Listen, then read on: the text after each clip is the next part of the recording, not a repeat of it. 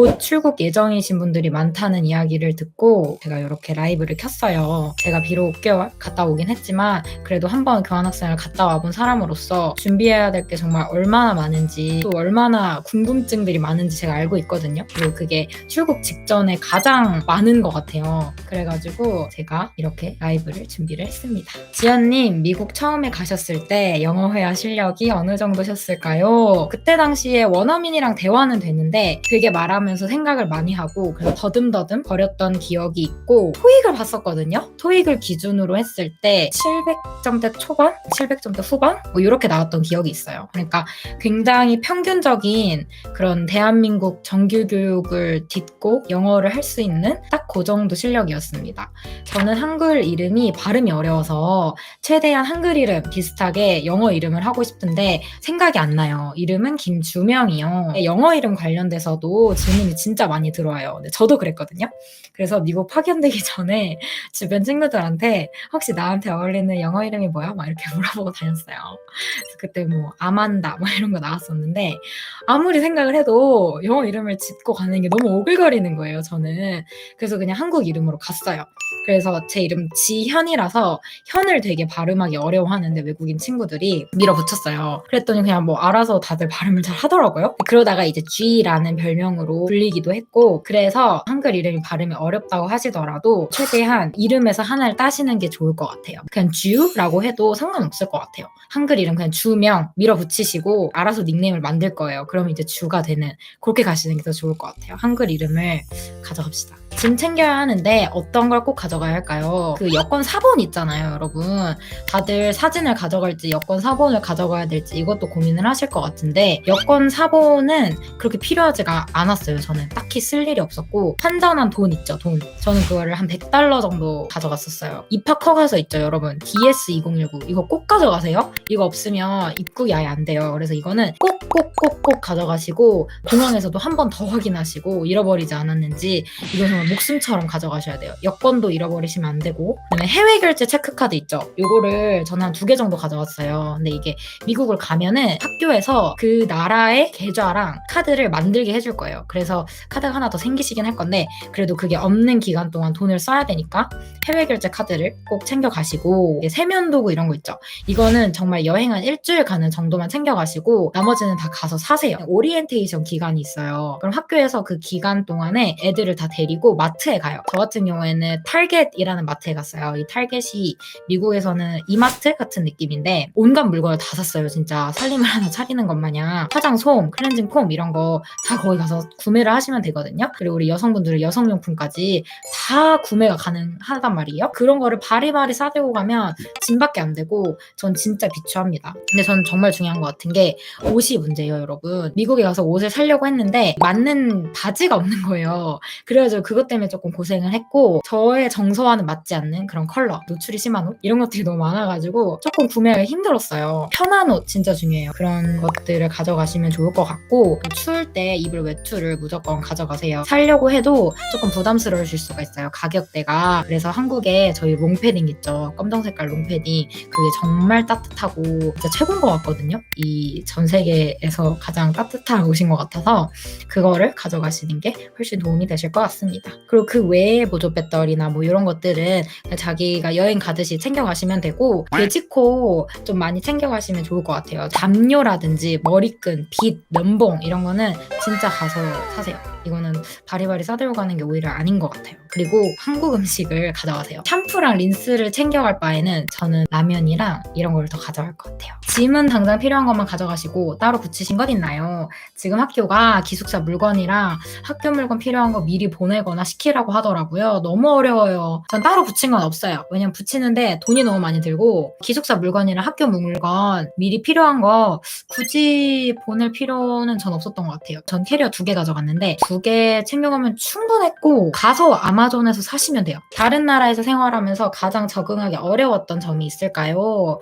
가장 적응하기 어려웠던 점, 저 같은 경우에는 친구들과의 노는 문화가 저한테는 되게 안 맞았어요. 한국은 무리지어서 다니는 그런 경향이 있잖아요. 저는 좀 당황스러웠던 게 친구들이랑 같이 점심을 먹기로 했어요. 2명이 이미 먹고 있었어요, 밥을 미리 와서. 그래서 저가 이제 나중에 합류를 했고 나머지 한 명 미국 친구가 또 합류를 했어요. 그래서 4명이 됐는데 먼저 먹고 있던 2명의 친구들이 막 먹다가 자기네들 수업이 있다고 가보겠다고 저랑 이제 둘이 남았어요. 그 미국인 친구랑. 그래서 막 먹다가 근데 저희는 밥을 같이 먹었으면 같이 일어나서 커피를 마시러 가고 같이 가고 하여튼 이런 게 있는데 그 친구들은 이렇게 각자 와서 각자 가고 뭐 이런 게 있더라고요. 그래서 처음에는 그게 적응이 안 돼가지고 이 친구들이 같이 밥을 먹기 싫나? 뭐 이렇게까지 생각을 했어요. 근데 그게 아니라 같이 지내면서 그게 하나의 문화라는 걸 저도 깨달았고 그리고 막판에 가서는 오히려 이게 편할 수도 있겠다라는 생각을 했던 것 같아요. 미국 학교에 한국 학교와 같은 전공이 있으면 학점 인정이 더 많이 될까요? 이공계 학과 학생인데 학점 인정이 많이 될지 아닐지 걱정이 많아서요. 같은 전공일수록 학점 인정을 받기가 편해요. 왜냐면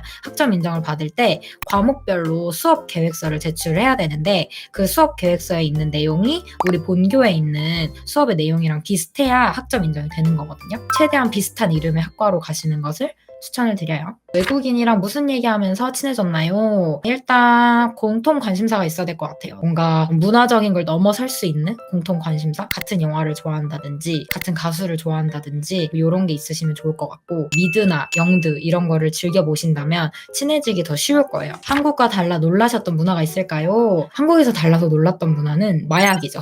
정말 대마 냄새라는 걸 미국에 가서 처음 알았어요. 길가에 나가면 괴상망측한 그런 냄새가 나요. 근데 그럼 이제 친구들이 이게 위드 냄새야 이렇게 해요. 위드가 마약이거든요.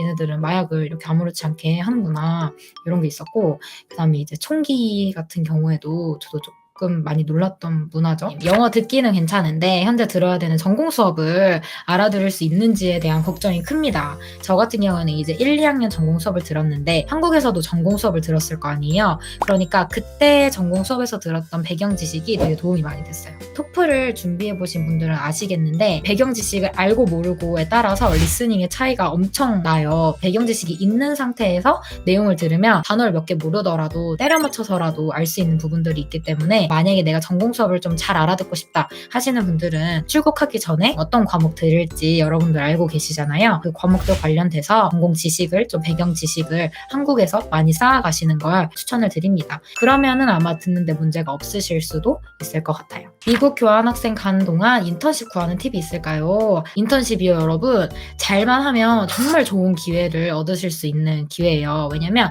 한국이랑 미국이랑 일단 인턴십에 대한 개념 자체가 달라요. 한국 같은 경우에는 면접도 봐야 되고 자소서도 내야 되고 이러는데 미국 같은 경우에는 레주메랑 CV를 내면은 인턴십을 얻으실 수가 있는 거예요. 인턴을 구하는 기관들도 되게 많고 그래서 인턴을 구하시기가 비교적 한국에서보다는 쉽고요. 준비를 내가 하고 싶다라고 하면 그 학과 교수님을 찾아가시는 걸 추천을 드려요. 그래서 내가 인턴을 구하고 싶다라고 하면 아마 레주메 쓰는 거랑 CV 쓰는 거를 도와주실 거예요. 근데 한국이랑 조금 개념이 다른 게 한국 같은 경우에는 유급 인턴십이잖아요. 돈을 받잖아요. 미국 같은 경우는 무조건 다 무급이에요. 그래서 정말 일만 배울 수 있다. 돈은 벌 수가 없다. 라는 점을 좀 알아두시면 좋을 것 같습니다. 인턴십 하실 때 비자 문제 어떻게 해결하셨나요? 비자 문제 맞아요. 이것도 많이 물어보시는데 인터내셔널 오피스에 가셔서 미리 문의를 한번 드려보세요. 가서 저 인턴이 하고 싶어요. 근데 비자를 혹시 어떻게 해주실 수 있냐 이렇게 물어보면 거기서 다 알아서 해주셨어요. 저 같은 경우에는 J1 비자는 12월까지였는데 제가 인턴을 1월에 했어요. 그럼 비자가 만료가 되니까 원칙적으로는 한국으로 돌아가야 돼요. 근데 트레이닝 프로그램으로 연결을 해주셔가지고 인턴십 프로그램으로 연결을 해주셔가지고 한 달 연장을 해주셔서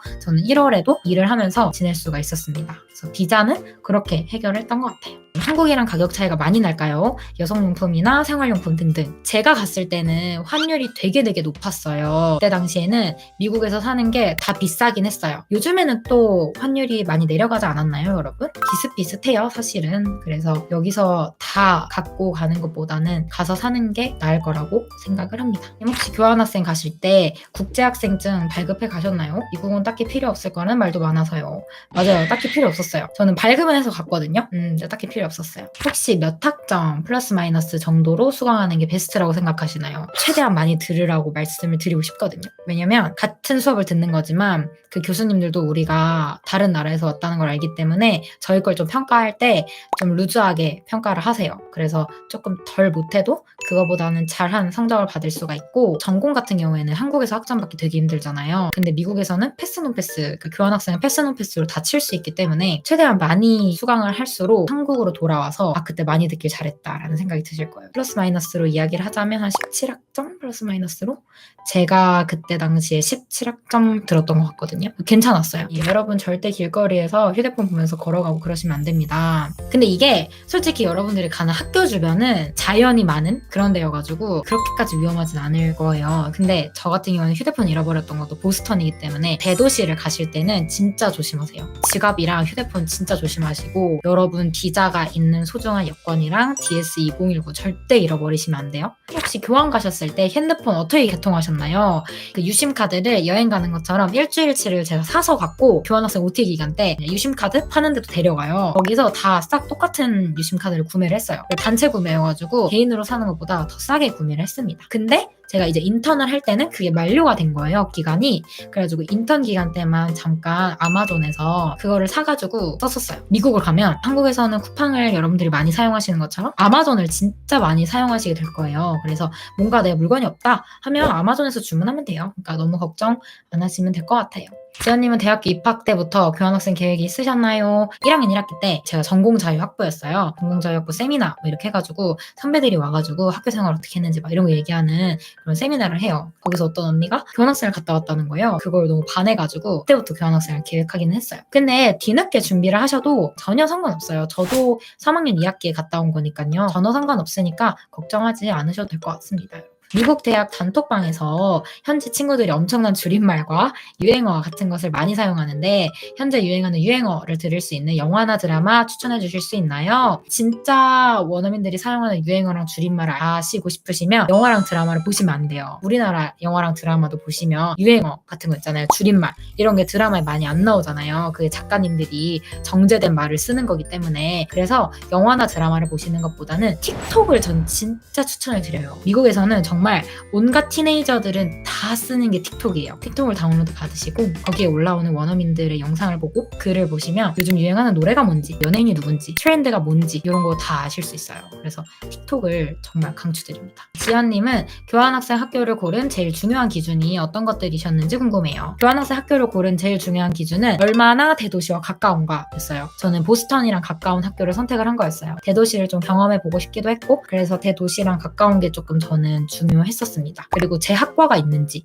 저는 제 학과랑 똑같은 이름이 있는 그런 학과를 가고 싶었거든요. 만약에 수기가 없다라고 하면 저 같은 경우에 추천드리는 방법이 인스타그램에 해시태그로 그 학교 이름을 검색을 하면 우리나라로 치면 학생회죠. 그런 친구들이 운영하는 인스타그램이 분명히 있을 거예요. 그런 걸 찾아서 보시면 정보를 얻는데 정말 도움이 많이 되실 거고, 해시태그로 이제 검색을 하면 갔다 오신 한국분이 그 미국 학교에서 게시글을 올린 게 있을 수도 있어요. 그걸 통해서도 정보를 얻으실 수가 있고, 적극적으로 그런 분들한테 DM을 보내면 정보를 많이 얻으실 수 있을 겁니다. 지연님은 교환학생 다녀오신 후에 학원이나 외부의 도움 없이 독학으로 계속 공부하셨나요? 교환학생을 딱 갔다 오고 나서 가장 여러분들의 영어의 피크를 달릴 때일 거예요. 그때가 라이팅이든 스피킹이든 리스닝이든 다 공부를 하시는 걸 추천을 드려요. 근데 공부하는 방법으로는 미국에서 유명한 팟캐스트를 많이 들어보시는 걸 추천드리고, 영어로 말할 수 있는 그런 곳에 많이 본인을 노출시키셨으면 좋겠어요. 이거를 좀 유지하실 수 있게. 지연님 영상 보고 토플 학원 등록해서 8월 한 달간 매일 2시간씩 하는 반으로 다니려고 해요.